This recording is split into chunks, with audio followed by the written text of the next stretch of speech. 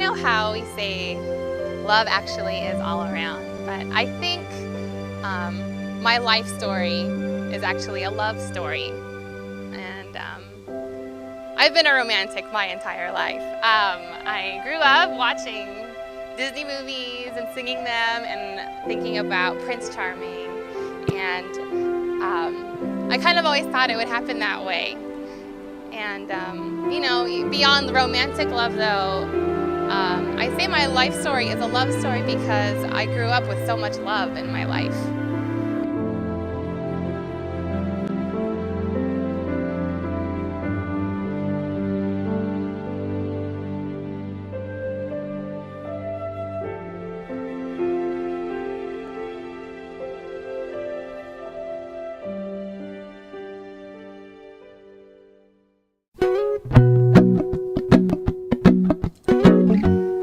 I grew up with the most amazing family ever and friends. My mom and dad were the best parents I think I could have ever had, ever.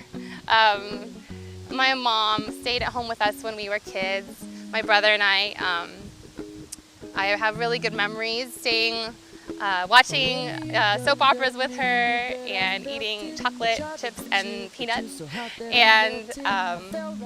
and baking bread with her in the kitchen, punching down the dough when it raised. I have the best memories of childhood, and my dad too. He'd come home from work, he'd sit down and we all have dinner as a family, and he'd tell us stories at night when we went to bed. And I think it reminds me again that love can look different than you think. My dad was, if you know me, you know that my dad is a very strict guy, strict dad. He wants always to make sure that we're safe. So when I was growing up, you can imagine that if I ever asked him if I could go out to a dance or go out with my friends, his first answer, my mom will tell you, is always no. But I was so stubborn, I worked on him and usually got my way, but he always made sure that I called him when I got where I was going, and that and he never went to bed before I got home from going out. And it's still like that to this day, and I'm 25 years old. I think now that I look back, I can understand how that kind of love looks. That was his love for me coming out in the strictness and sacrificing a lot for his family. So, and I just had a great childhood. I was surrounded by so much love in my family. My aunts and uncles are like second parents to me. My cousins are like my brothers and sisters. I was just so lucky and really blessed by God to have the family that I have on my mom's side too, in Pomeroy, and on my dad's side. I'm so blessed to have the friends that I have, that I've really grown up with, friends that I've had since I was 7 years old, and friends that have really meant something special to me in my life, and who have grown with me spiritually and just become adults with me.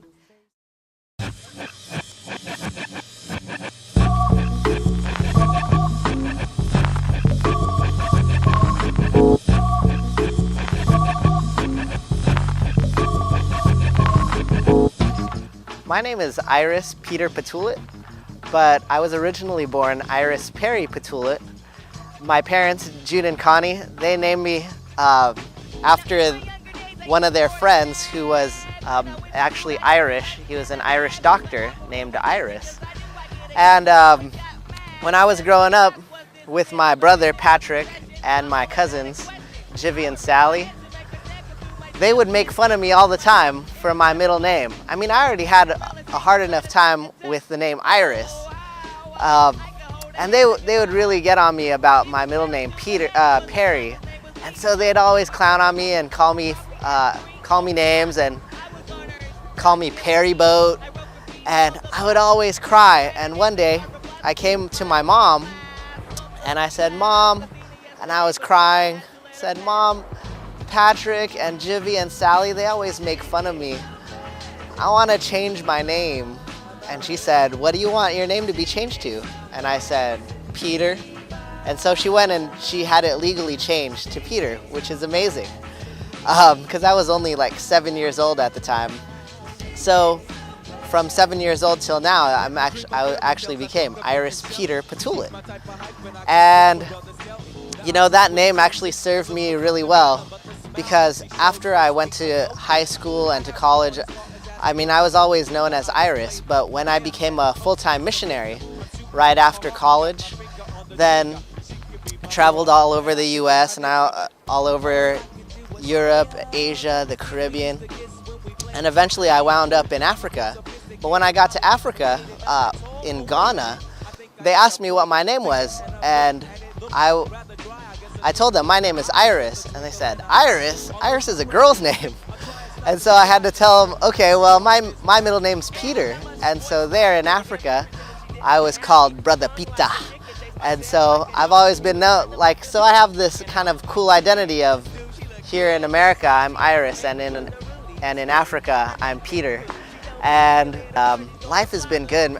My life has been so blessed, and the greatest blessing that I've ever received was getting first to know and love God, and second to know and love the love of my life, Aleah. And it's actually here in this place that I first met Aleah and began that story of how we fell in love.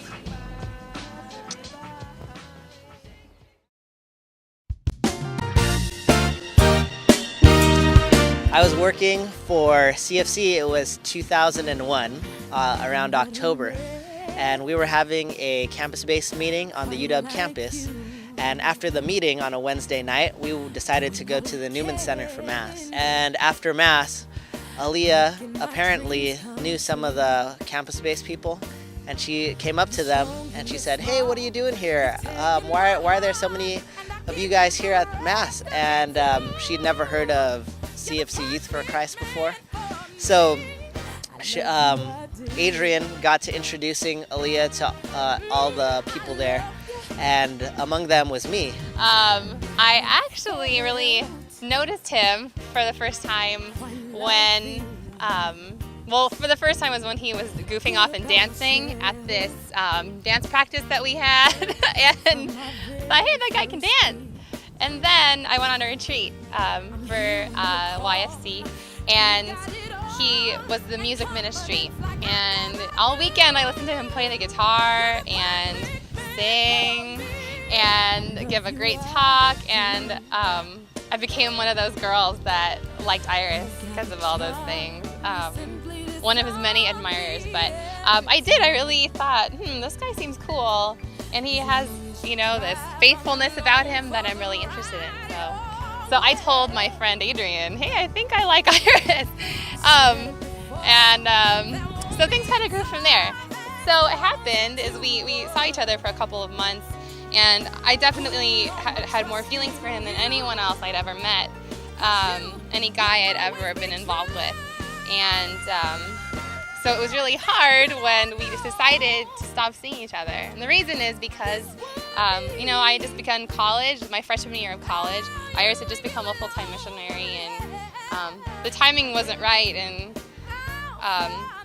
when it happened, I was really heartbroken, and I didn't really understand why it had to be that way. But when I look back at it, God really blessed us with the time to grow up a little bit and to get to know each other.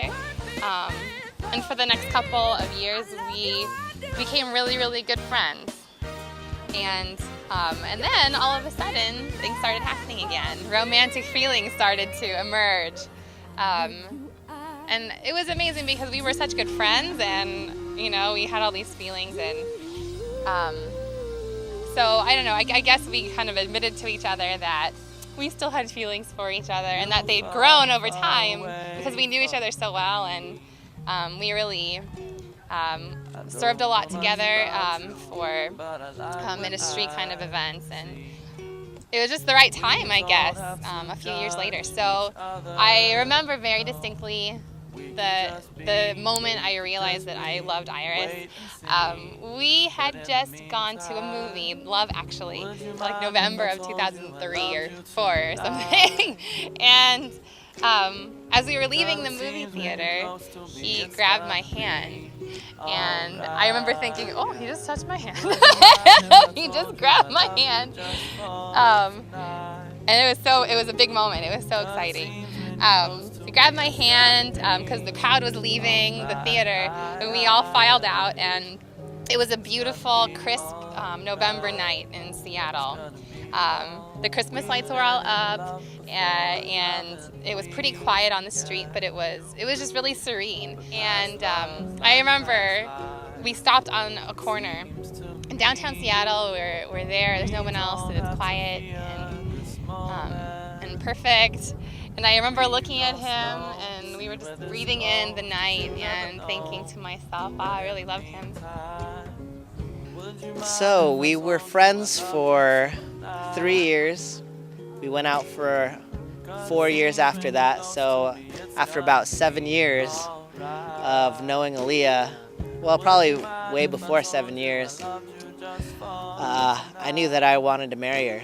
And a friend of mine told me, there's really going to be a time in your life when you really can, where everything's going to be right. And that's going to be the perfect time with the perfect person. And God's going to bring about that time. And I knew that that time was coming and that time had arrived. And so I went out and I bought a ring. I went looking all by myself because I didn't want to include anybody in the process. And I was so scared. I remember going to ask her dad for her hand in marriage. And I went over to their house one day. I just called up randomly on some Saturday that I knew Aleah wouldn't be there, and I said, "Hey, what are you doing? I'm in town. Can I pop by?" And so he said, "Sure." And so I went over there, and he said, "It must be something pretty important if you're here to ask me a question." And so I asked him if I could marry his daughter, and I showed them the ring. Aleah's dad and mom. And Aleah's dad went on and on about what they did in their tribe in the Philippines and what a big deal it was, and if I wasn't serious, I could return her at any time.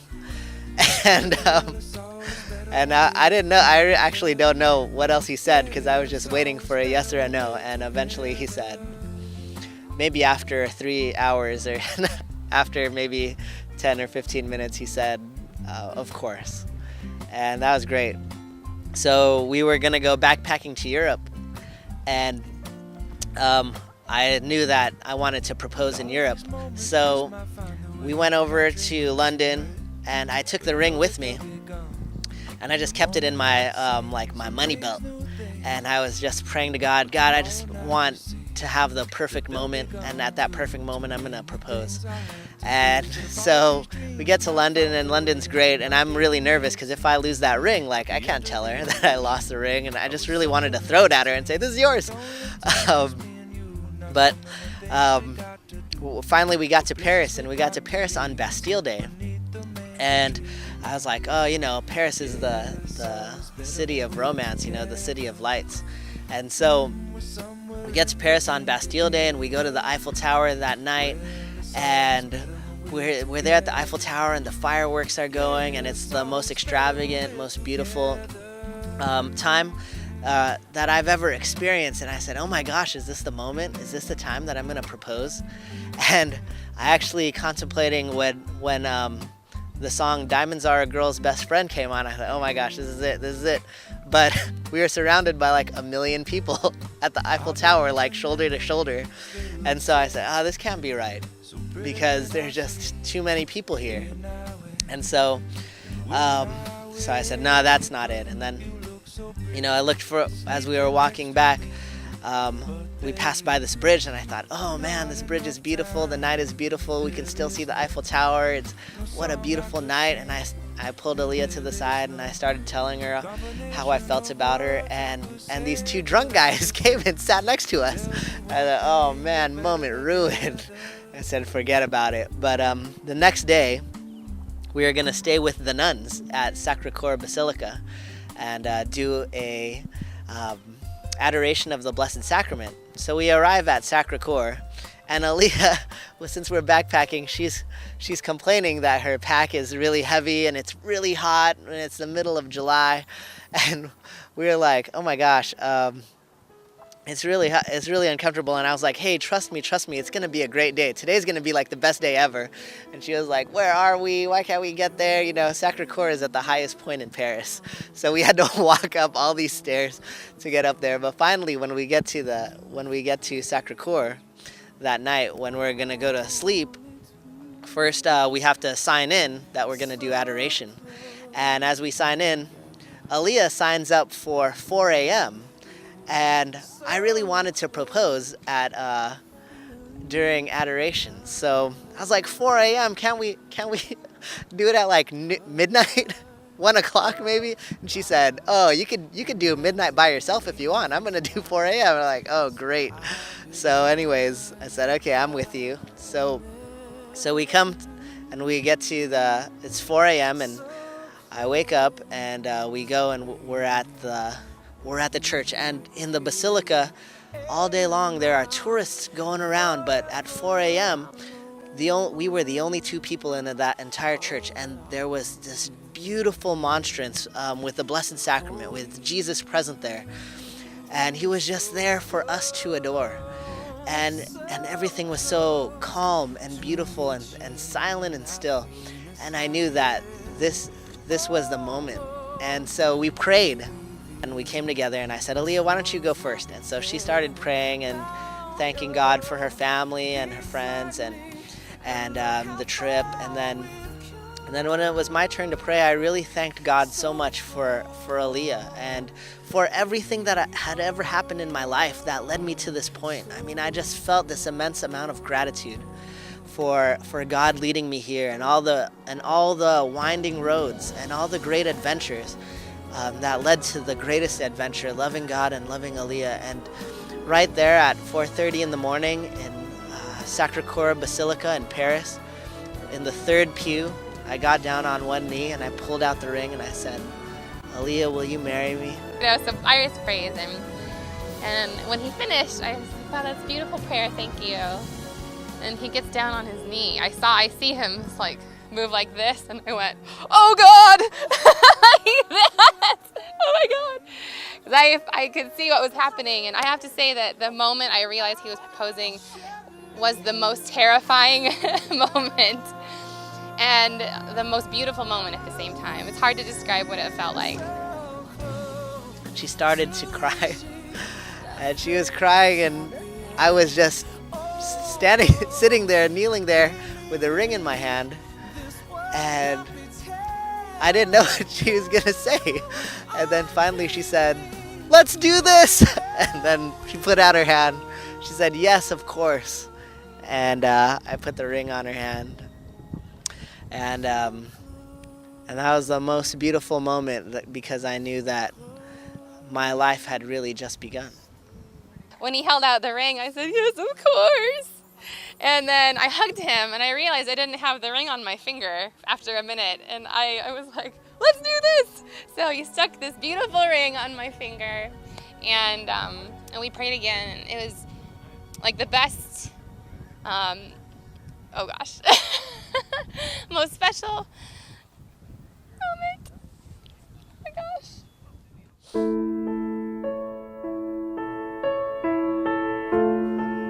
Her heart is so overwhelming, the love that she has. It's so full. And it's not just for me, but it's for God. The way that she has passion for God, the way that she cares about praying, the way that she loves spending time with the Lord, and the way that she loves her family, and the way that she loves her brother, and the way that she loves kids that she works with and strangers off the street. Her heart is so big. It's so overwhelming that I just get caught up in it, and I feel so lucky that she would choose to love me. What will go through my mind when I see Iris for the first time on August 8th?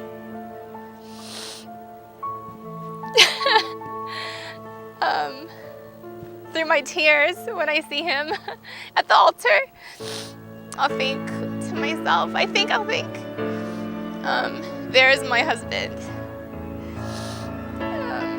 The one that I'll spend the rest of my life with, the one that I will love for the rest of my life and who will love me, the one who will build a family with me, and the one who I'll grow old with, and my partner, my team.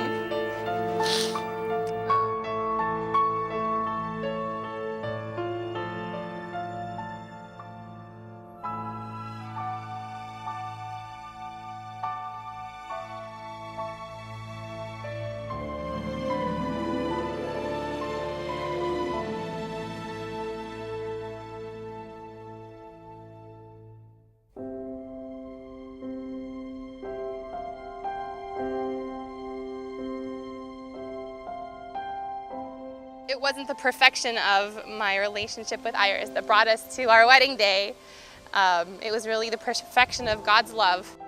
I really look back at my life today, and I'm sure on our wedding day, I'll just being surrounded by all that love, all of that family, all of those friends. It's a big love fest, but I'm sure that it's just gonna feel like God is in the room. Oh my gosh. Excuse, sorry.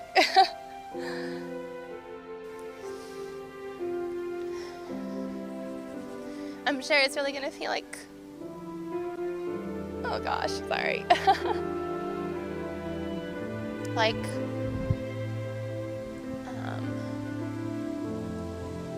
I'm sure it's going to feel like God is really in the room with us. God who gave us all of the love in the first place.